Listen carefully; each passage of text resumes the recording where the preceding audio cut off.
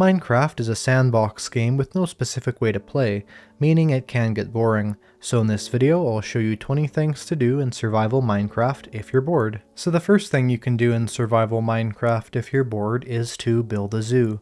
Now Minecraft has a lot of different mobs in it, like this white fox here, or maybe like the polar bears and white rabbits over here, the pandas down here, and also you can get some incredibly rare mobs. So for instance, in here we have some Halloween mobs I gathered a long time ago, like this one with a jack-o'-lantern head, and this one it also has a jack-o'-lantern head.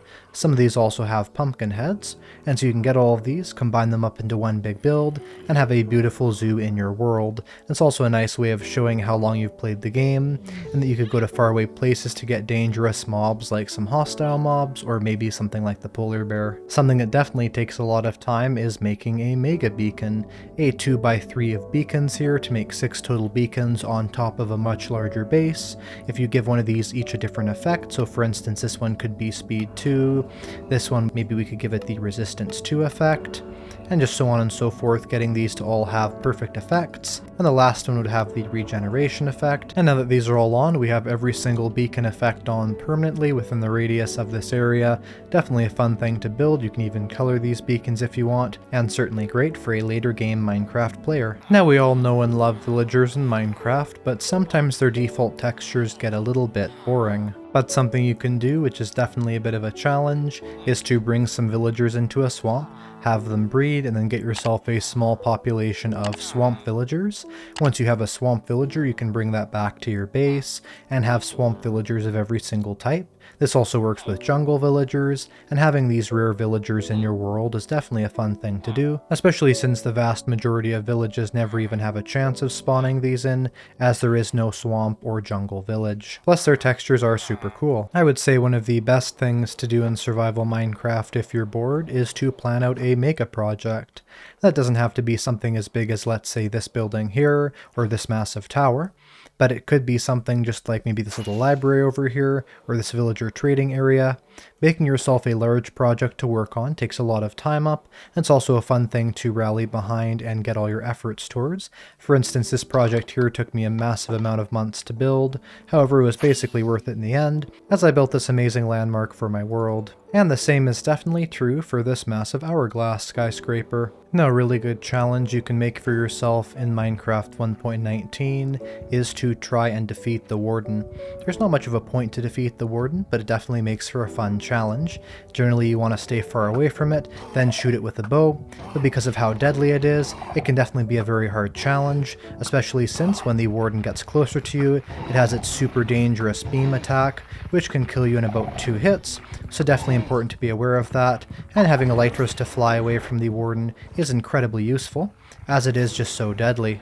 And as dangerous as the Warden is, it definitely makes it a better challenge.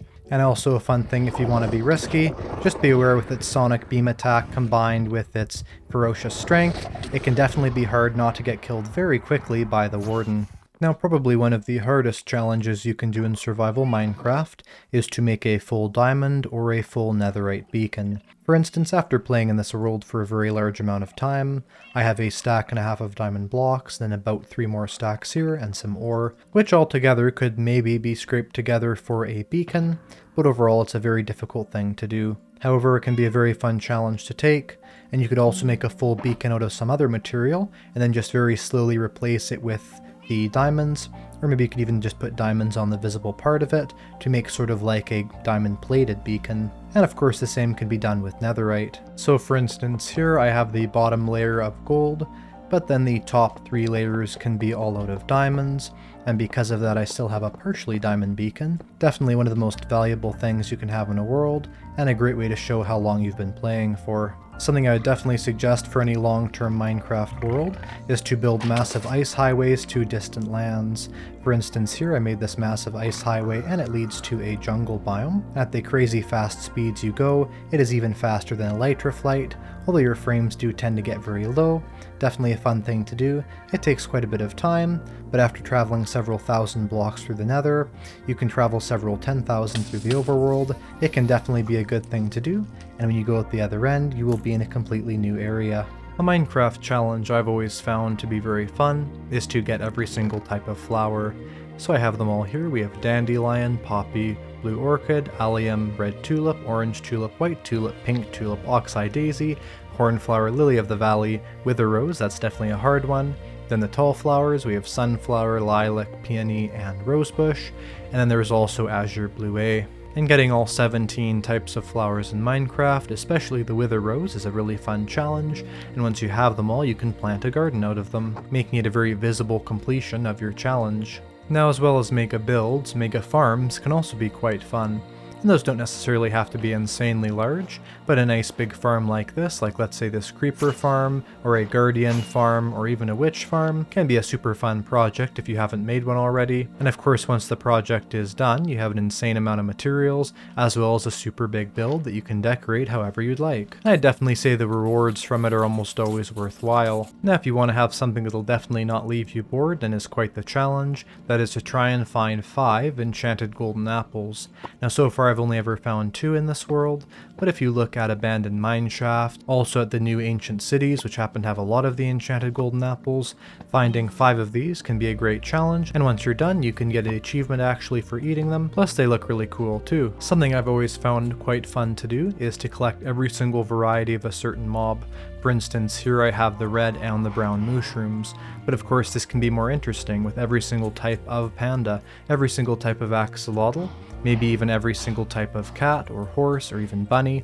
There's all kinds of mobs that have different variants to them, and collecting them all, maybe even putting them in the zoo from earlier, can be a really cool challenge, and once you're done you have a whole bunch of new mobs to populate your world. Something I've always found to be really fun in Minecraft is making banners. For instance, this Easter Bunny banner here, or this chemical beaker banner here. And back in the day I actually made over 100 banner tutorials for Minecraft.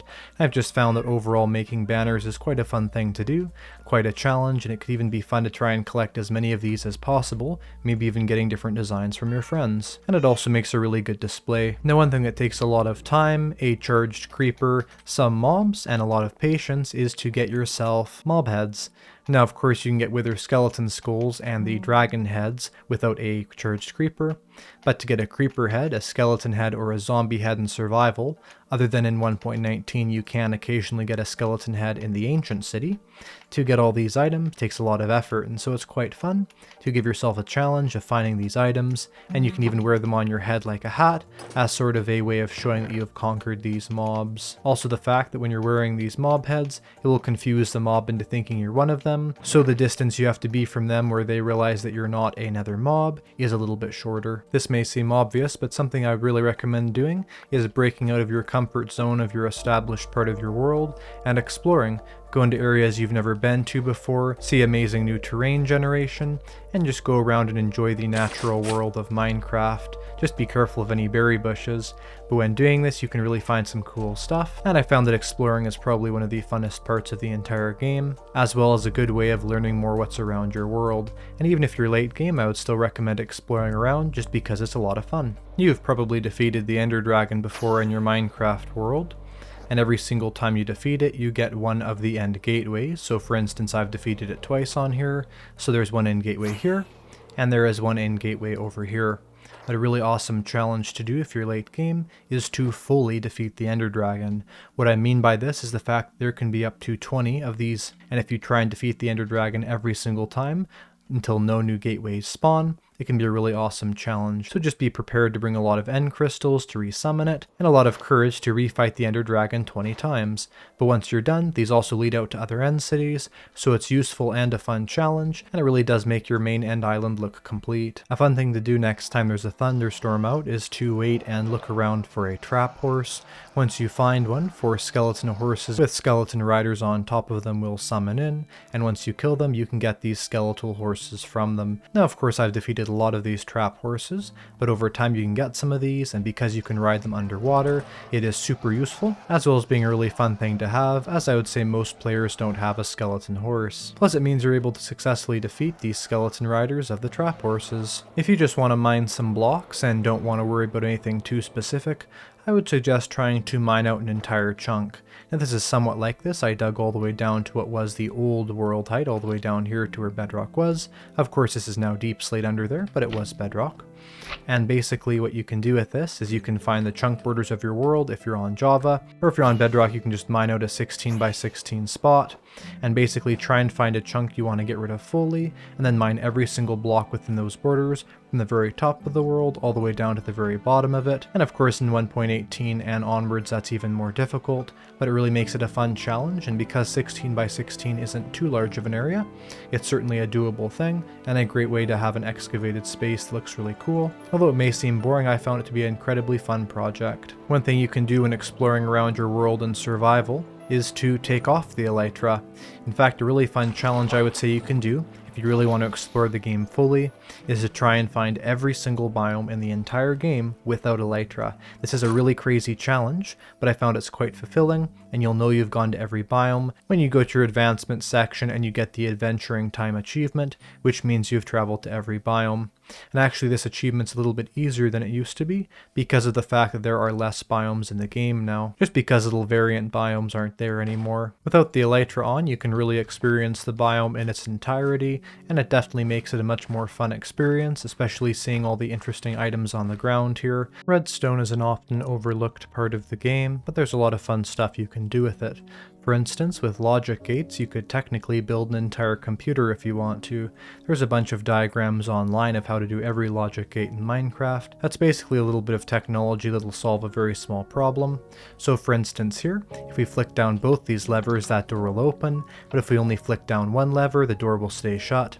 And so there's what's known as an AND gate. Basically both this input and this input have to be on. If one input is on or the other input is on only, it will stay closed, but if they're both on, then the door will open up. And of course this is incredibly simple, but advancing this onto other concepts, you can turn this into very advanced redstone, where you're literally making full-on computers inside the game, as well as making tons of beautiful banners like the ones here. One other banner related thing you can do, which is quite fun, is to try and find every single banner pattern in the game. Now there is the globe, creeper charge, skull charge, flower charge, and snout banner patterns. There is also the Mojang logo banner pattern, known as the Thing banner pattern, and with all these different banner patterns to find, they can actually be quite difficult to make. So for instance, the globe banner pattern is found when you trade with a villager, the creeper charge when you have a creeper skull be with a piece of paper, skull charge is a wither skeleton skull with a piece of paper, flower charge is oxeye daisy with a piece of paper, making it the easiest, snout is only found in the bastions, and the Mojang thing pattern, which I have not made yet in this world, is made out of the enchanted golden apple and a piece of paper. And so overall a really fun item to collect all of. It gives you full creative freedom with the banners, so you have every single pattern you can make if you want, and they can enable you to make awesome banners like for instance this creeper banner. Hopefully those 20 things to do in your board in Minecraft keep you occupied for a while, and I will see you in the next video. Bye!